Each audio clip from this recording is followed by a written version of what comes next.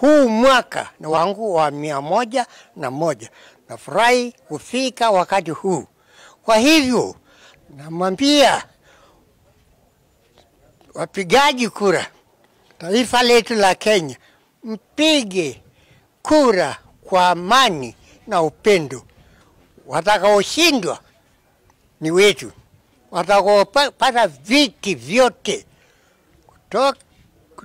kutoka president na parliament ni wetu. Senators ni wetu. Governors ni wetu. MCA ni wetu. Women representation ni wetu. Tuwe na amani. Maana hakuna mahali ya kupeleka wengine bila kukaa na wao tena. Nimefurahi kuwa mzee mmoja aliyebaki katika wale walioenda Lancaster House.